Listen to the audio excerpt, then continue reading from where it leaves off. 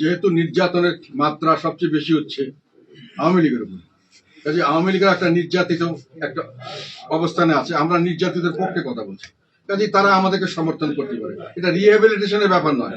আওয়ামী লীগের মানুষরা মানুষ, আওয়ামী লীগ সংগঠন হইতে পারে, সংগঠনের তারা মেম্বার হতে পারে, কালকে তারা সংগঠনে নাও থাকতে পারে, কিন্তু তারা দেশের মালিক, তারা দেশের মানুষ, দেশের ভোটার, তারা কোনো না কোনো খাতে যাবে যদি ভোট দিতে আসে। এখন জামাত চেষ্টা করছে এবং প্রকাশ্যভাবে চেষ্টা করছে যে আওয়ামী লীগের ভোট তাদেরকে আসুক। আমি যেটা বিভিন্ন জায়গাতে পাচ্ছি, বিএনপি চেষ্টা করছে যে তাদের কাছে আওয়ামী লীগের ভোট আসুক, তারা বিভিন্নভাবে আওয়ামী লীগের পক্ষে কথা বলছে, সেখানে এটাকে কোনো অপকম্য ধরা হচ্ছে না বা তাদেরকে নিন্দা করা হচ্ছে না।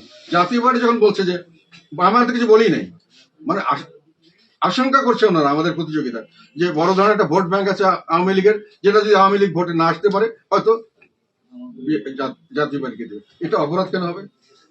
তাদের অধিকার নাই ভোট দেওয়ার? তাদের অধিকার নাই যাকে ইচ্ছা তাকে চুজ করার? তারা রিহেবিলেট হবে কেন? তারা কি এই দেশের থেকে তাদেরকে বাতিল করতে হয়েছে? তারা তো দেশের মানুষ। আজকে আওয়ামী লীগ আছে, কালকে আরেক দলে থাকবে, তারপরের দিন তারা রাজনীতি ছেড়ে দেবে অথবা অন্য কিছু করবে। কাজে রিহেবিলিটেশনের প্রশ্ন কেন আসছে?